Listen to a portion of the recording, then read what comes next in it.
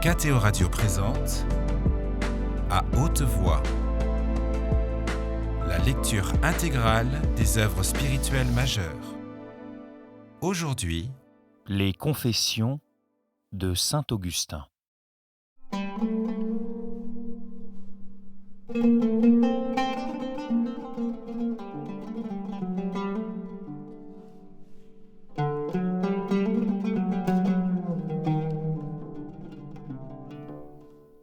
Chapitre 29. Notre unique appui est en Dieu. Toute mon espérance n'est que dans l'étendue de votre miséricorde. Donnez ce que vous ordonnez et ordonnez ce que vous voulez. Vous nous ordonnez la continence. Comme je sais, a dit quelqu'un, que personne ne peut être continent si Dieu ne lui en donne la force, c'est déjà sagesse de savoir de qui vient ce don. La continence rassemble les éléments de notre personne et les réduit à l'unité que nous avons perdue en nous dispersant sur tant d'êtres et de choses. Il ne vous aime pas assez, celui qui aime avec vous quelque autre objet et ne l'aime pas à cause de vous.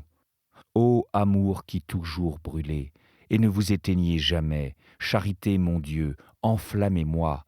Vous m'ordonnez la continence, donnez-moi ce que vous ordonnez et ordonnez ce que vous voulez.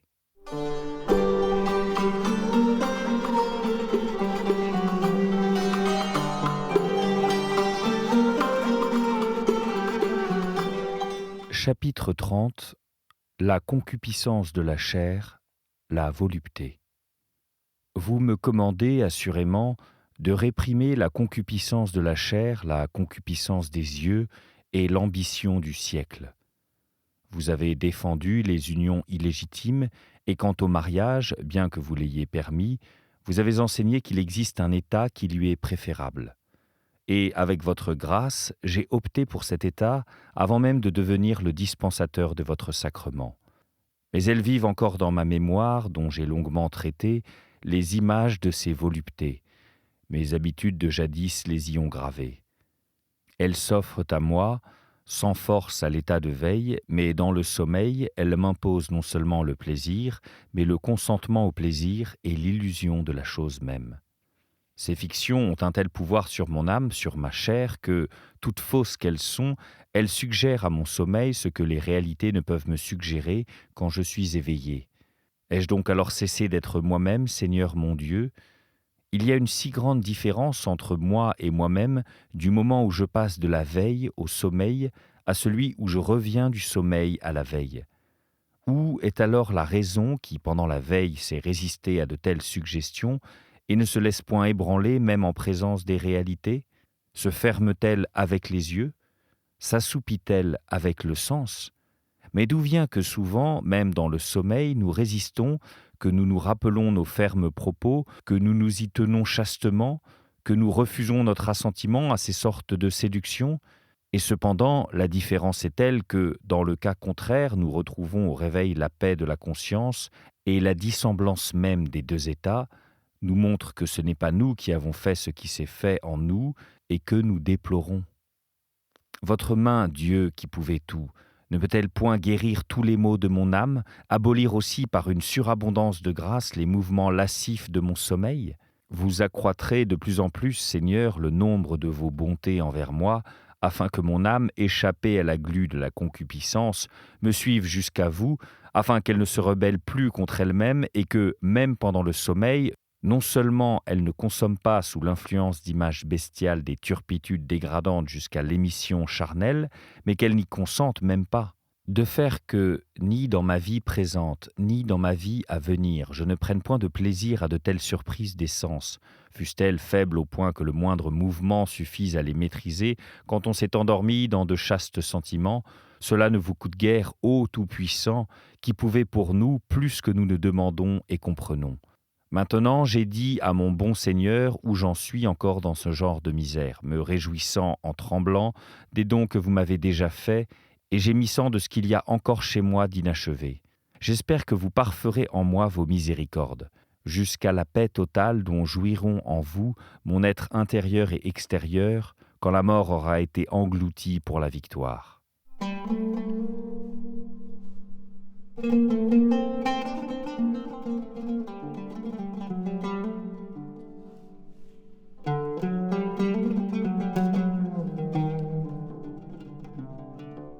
Chapitre 31.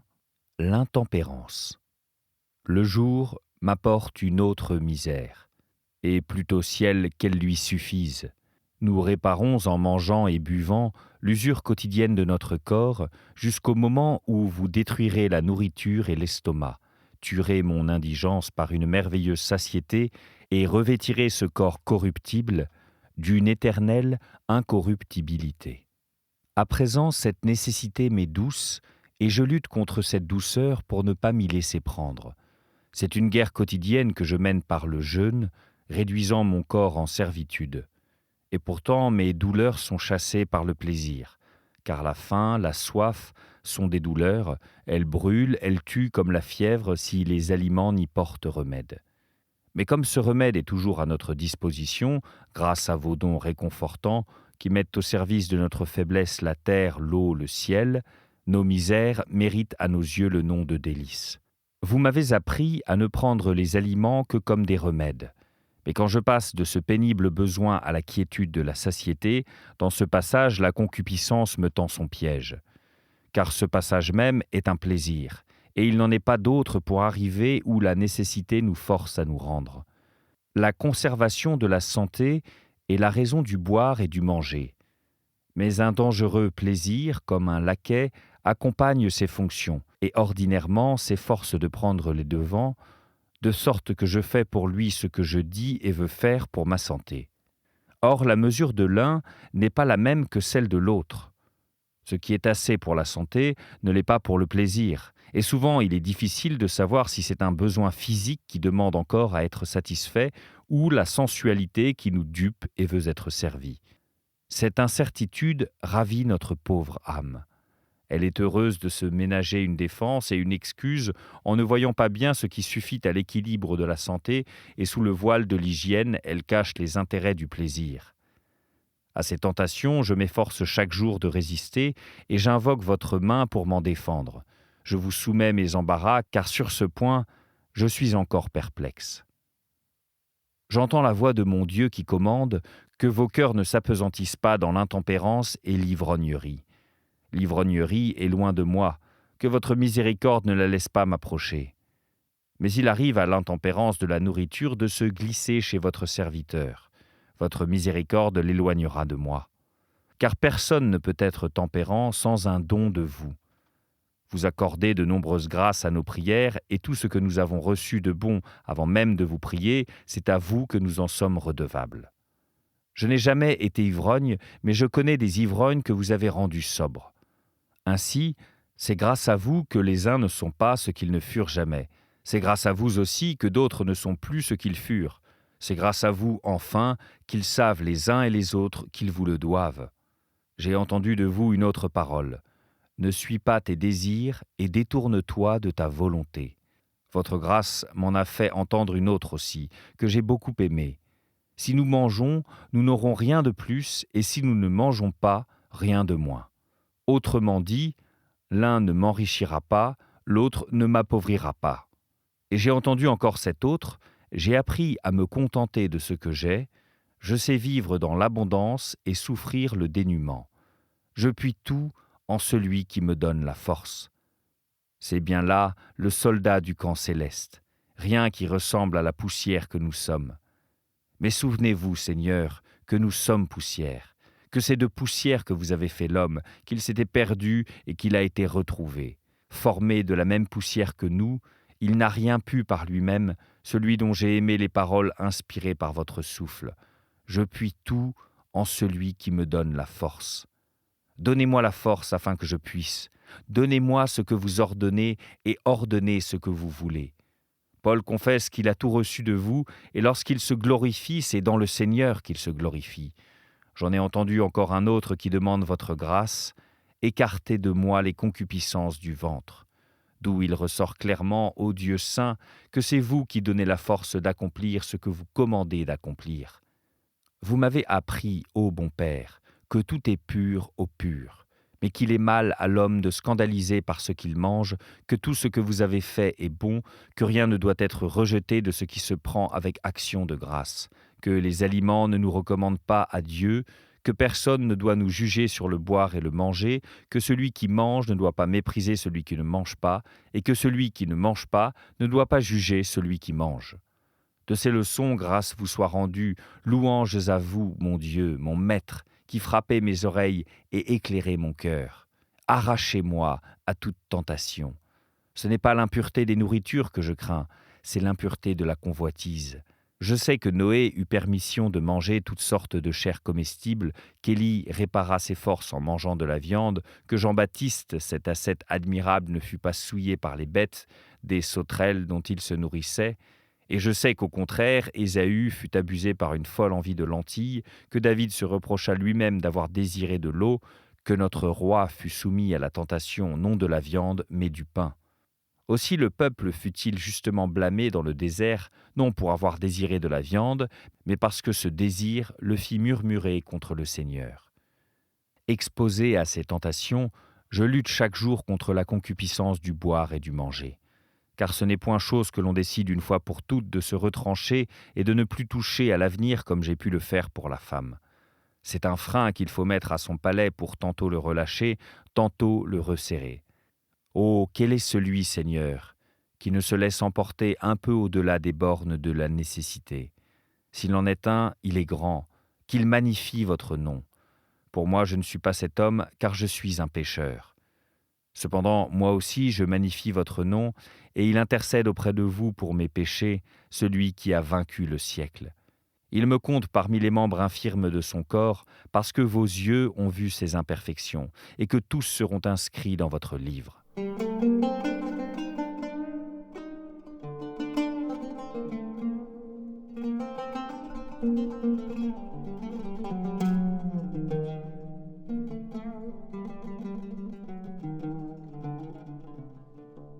Chapitre 32 « Les plaisirs de l'odorat » Du charme des parfums, je ne me mets... Je reprends. Du charme des parfums, je ne me mets guère en peine. Absent, je ne les recherche pas, présent, je ne les repousse pas. Je suis prêt à m'en passer toujours. C'est du moins ce qui me semble, peut-être suis-je dupe. Car il y a en moi de déplorables ténèbres qui me dérobent la vue de mes virtualités profondes, de sorte que lorsque mon esprit s'interroge sur ses forces, il sait bien qu'il ne doit pas se fier à lui-même, parce que son contenu reste le plus souvent caché, si l'expérience ne le lui révèle. Aussi, personne ne doit être sans inquiétude dans cette vie qu'on nomme une tentation perpétuelle. Qui sait si, de mauvais devenu meilleur, on ne redeviendra pas de meilleur pire? Il n'y a qu'une espérance, qu'une confiance, qu'une ferme promesse, c'est votre miséricorde.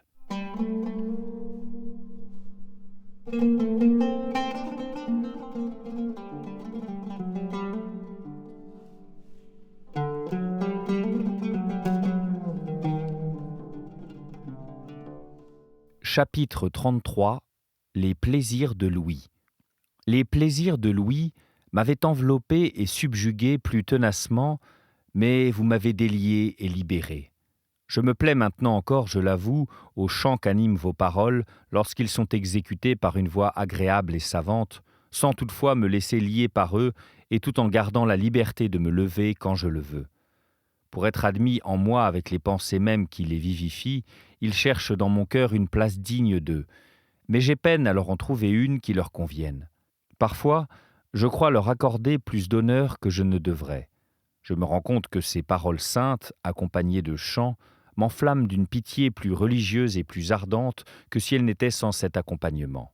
C'est que toutes les émotions de notre âme ont, selon leur caractère divers, leur mode d'expression propre dans la voix et le chant qui, par je ne sais quelle mystérieuse affinité, les stimule. Mais le plaisir des sens, par quoi il ne faut pas laisser énerver l'âme, me trompe souvent. La sensation ne s'en tient pas à accompagner la raison en la suivant modestement, mais elle qui tient de la raison tous ses titres à être admise, cherche à la précéder et à la conduire. C'est en cela que je pêche à mon insu, j'en prends conscience après coup. D'autres fois, je me défie exagérément de ce piège et je m'égare par trop de sévérité. C'est au point qu'en ces moments, je voudrais à tout prix éloigner de mes oreilles et de celles de l'Église même la mélodie de ces suaves cantilènes qui servent d'habituel accompagnement aux psaumes de David. Alors je crois plus sûr la pratique qui fut celle d'Athanase, l'évêque d'Alexandrie. Je me souviens d'avoir souvent entendu dire qu'il les faisait réciter avec de si faibles modulations de voix que c'était plutôt une déclamation qu'un chant.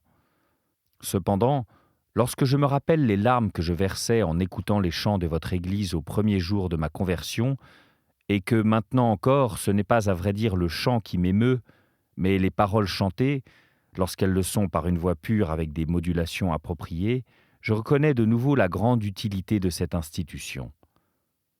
Ainsi, je flotte entre le danger du plaisir et la constatation des bons effets qu'elle opère, et tout en me gardant d'un avis irrévocable, je penche à approuver la coutume du chant dans l'Église, afin que par le charme des oreilles, l'âme encore trop faible s'élève au sentiment de la piété.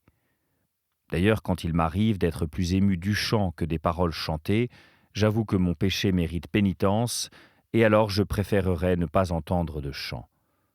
Voilà où j'en suis.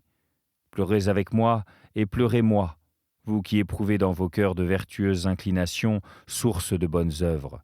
Car vous qui ne les connaissez point, vous êtes insensibles à tout cela. Mais vous, Seigneur mon Dieu, exaucez-moi, jetez un regard sur moi, voyez-moi, ayez pitié de moi et guérissez-moi. Me voilà devenu pour moi-même, sous vos yeux, un problème, et c'est là précisément mon mal.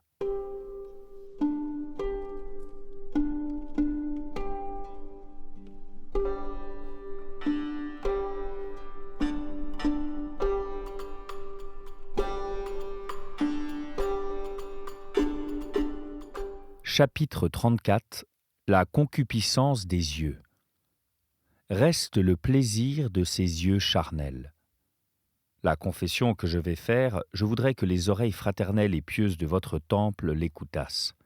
J'en aurais terminé ainsi avec les tentations de la concupiscence de la chair, qui m'ébranlent encore en dépit de mes gémissements et de mon désir, d'être revêtu de ma demeure qui est au ciel. Mes yeux aiment les formes belles et variées, les couleurs éclatantes et agréables. Mais puisse-t-elle ne pas retenir mon âme ? Que seul la retienne le Dieu qui a créé ces choses excellentes. C'est lui mon bien, et non pas elle.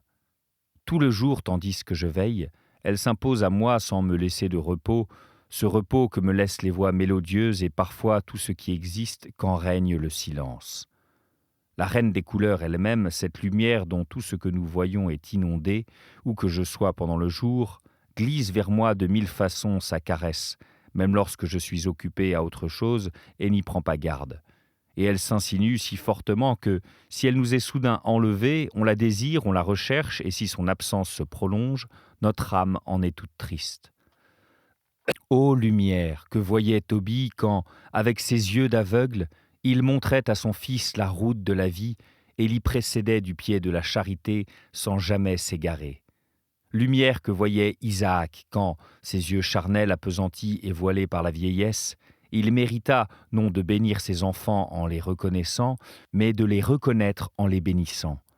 Lumière que voyait Jacob quand, devenu lui aussi aveugle à cause de son grand âge, il éclaira des rayons de son cœur illuminé les générations du peuple futur, préfigurées par ses fils, et qu'à ses petits-enfants, les fils de Joseph, il imposa ses mains mystiquement croisées, non comme voulait les disposer leur père, qui voyait avec les yeux du dehors, mais suivant son propre discernement intérieur.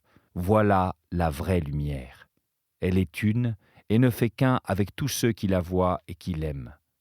Quant à cette lumière corporelle dont je parlais, par sa séduisante et dangereuse douceur, elle est un des agréments de la vie pour les aveugles amants du monde. Mais ceux qui savent vous en louer, Dieu créateur de l'univers, en font passer l'éclat dans des hymnes à votre gloire, au lieu de se laisser prendre par elle dans le sommeil de leur âme. C'est ainsi que je veux être. Je résiste aux séductions des yeux, de peur que mes pas qui cheminent dans votre voie ne s'y empêtrent, et j'élève vers vous des yeux invisibles, pour que vous délivriez mes pieds de leurs filets. Vous ne cessez de les en délivrer, car ils tombent souvent. Vous ne cessez de me délivrer, et moi je me laisse prendre presque à tout coup par les pièges partout semés, car vous ne dormirez ni ne sommeillerez, vous qui gardez Israël.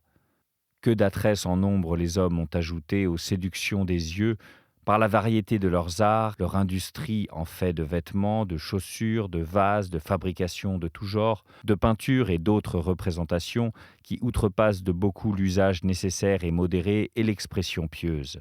Ils s'attachent au dehors à ce que fait leur art et ils délaissent au-dedans d'eux celui qui les a faits, ils détruisent ce qu'il a fait en eux. Quant à moi, mon Dieu et ma gloire, là encore je trouve matière à vous dire un hymne et à offrir un sacrifice de louange à celui qui a sacrifié pour moi. Car les beautés qui, de l'âme de l'artiste, passent dans ses mains savantes, viennent de cette beauté qui est supérieure à nos âmes et pour qui soupire mon âme nuit et jour. Les ouvriers et les amateurs de beauté extérieure tirent de cette beauté souveraine la règle qui leur sert à les estimer, mais ils ne songent pas à en tirer une règle pour en faire un bon usage. Cependant, elle y est, mais ils ne la voient pas. S'ils la voyaient, ils ne passeraient pas outre, ils garderaient leur force pour vous, ils ne la disperseraient pas en d'énervantes délices. Moi-même qui formule et vois ces vérités, je laisse mes pas s'entraver à ces beautés, mais vous me dégagez de leurs pièges, Seigneur, vous m'en dégagez, car votre miséricorde est devant mes yeux. Je m'y laisse prendre misérablement, vous m'en dégagez miséricordieusement, tantôt sans m'en rien faire sentir, quand ma chute n'a pas été brutale, tantôt m'infligeant une souffrance lorsque je commençais à m'attacher.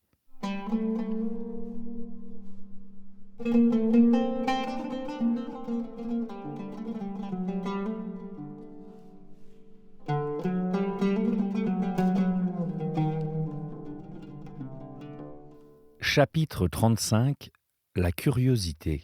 Ici vient s'ajouter une autre forme de tentation qui offre de plus nombreux dangers. Outre la concupiscence de la chair, qui consiste dans la délectation voluptueuse de tous les sens, et dont l'esclavage perd ceux qui s'éloignent de vous, il y a dans l'âme une autre convoitise qui s'exerce par les mêmes sens charnels, mais tend moins à une satisfaction charnelle qu'à faire des expériences par le moyen de la chair. Vaine curiosité qui se couvre du nom de connaissance et de science. Comme elle est faite de l'appétit de connaître et que, entre les sens, les yeux sont les principaux instruments de la connaissance, l'oracle divin l'a nommée la concupiscence des yeux. Voir, en effet, appartient en propre aux yeux, mais nous usons de ce mot, même s'il s'agit des autres sens, quand nous les appliquons à connaître. Nous ne disons pas « écoute comme ça brille », ni « sens comme ça luit », ni « goûte comme ça resplendit », ni « touche comme ça éclaire ». On dit « voir » pour exprimer toutes ces choses. Et même nous ne nous bornons pas à dire « vois quelle lumière ». Les yeux seuls peuvent nous donner cette sensation, mais nous disons encore « vois quel son », « vois quelle odeur »,« vois quelle saveur »,« vois quelle dureté ». C'est pourquoi toute expérience qui est l'œuvre des sens est nommée, comme je l'ai dit, concupiscence des yeux. Cette fonction de la vision, qui est essentiellement celle des yeux, les autres sens l'assument métaphoriquement quand ils cherchent à connaître quelque chose. D'après cela, on peut distinguer plus clairement le rôle du plaisir et celui de la curiosité dans l'action des sens. Le plaisir recherche ce qui est beau, mélodieux, suave, savoureux, doux au toucher, et la curiosité, elle, veut aussi faire l'essai des impressions contraires, non pour s'exposer à une peine, mais par désir de faire des expériences et de connaître. Quel plaisir peut donner la vue d'un cadavre déchiré et qui fait horreur ? Pourtant, qu'il en gise un quelque part, on accourt pour s'attrister et pâlir d'émoi. On craint de le revoir en rêve, comme si quelqu'un nous avait contraint à le contempler pendant la veille, ou que le renom d'un bel objet à voir nous avait entraînés. Il en est de même des autres sens qu'il serait trop long de passer en revue. C'est cette maladie de la curiosité qui est à l'origine des exhibitions de monstres dans les spectacles. C'est elle qui nous conduit à scruter les secrets de la nature extérieure, dont la connaissance ne sert à rien et que les hommes ne désirent connaître que pour le plaisir de connaître. C'est elle encore qui, poursuivant la même fin, une science perverse, inspire les recherches de l'art magique. C'est elle aussi qui, dans la religion même, nous induit à tenter Dieu quand on lui demande des signes et des prodiges, non pour le salut d'une âme, mais pour la seule satisfaction de les connaître. Dans cette immense forêt pleine de pièges et de périls, voyez tout ce que j'ai coupé et de mon cœur élagué. Vous m'en avez donné la force, Dieu de mon salut. Et pourtant, quand oserais-je dire, dans le bourdonnement quotidien de ces 1000 tentations de tout genre qui cernent ma vie, quand oserais-je dire que rien de tout cela ne fixe mon attention, mes regards et ne captive ma vaine curiosité ? Déjà, sans doute, le théâtre a perdu pour moi son attrait. Je ne me soucie plus de connaître le cours des astres, mon âme n'a jamais interrogé les ombres, j'ai horreur de toute pratique sacrilège. Mais quelle machination invente l'ennemi pour me suggérer de vous demander quelque miracle à vous, Seigneur mon Dieu, à qui je dois les humbles et simples soins d'un serviteur. Je vous en conjure, par notre roi, par notre pure et chaste patrie Jérusalem, que la pensée d'y consentir qui est loin de moi se fasse toujours de plus en plus lointaine. Mais lorsque je vous prie pour le salut d'une âme, la fin que je me propose est bien différente. Vous m'accordez et vous m'accorderez de suivre volontiers votre volonté. Mais que de menues et méprisables bagatelles tentent chaque jour notre curiosité. Et qui pourrait énumérer nos chutes ? Que de fois, quand on nous raconte des balivernes, nous commençons par les souffrir pour ne point offenser la faiblesse d'autrui, et puis peu à peu nous y prêtons une attention complaisante. Je ne vais plus au cirque pour voir un chien courir après un lièvre, mais si par hasard je passe dans un champ où s'offre à moi cette vue, me voilà intéressé par la poursuite, distrait même peut-être d'une profonde pensée. Ce n'est pas au point de faire changer la route de ma monture, mais mon cœur est entraîné. Et si par cette démonstration de mon infirmité vous ne réussissez pas à m'avertir de laisser ce spectacle et de m'élever à vous par quelques réflexions, ou encore de faire fi de tout cela et de passer mon chemin, je reste là, abruti par ma vaine curiosité. Que dis-je ? Je suis assis chez moi, un lézard attrape des mouches ou une araignée embarrasse dans sa toile les bêtes qui y tombent, il n'en faut souvent pas davantage pour me rendre attentif. Si petits que soient ces animaux, n'est-ce pas toujours la même chose ?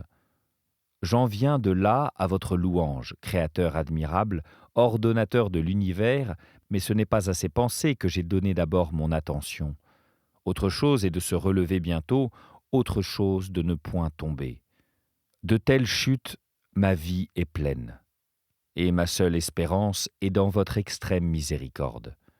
Notre cœur se fait le réceptacle de semblables misères, il porte en lui une foule énorme de sottises, elles vont jusqu'à interrompre et troubler souvent nos prières, et tandis qu'en votre présence nous élevons la voix de notre cœur vers vos oreilles, ces pensées futiles se jettent sur nous, je ne sais d'où, et viennent traverser une action si importante.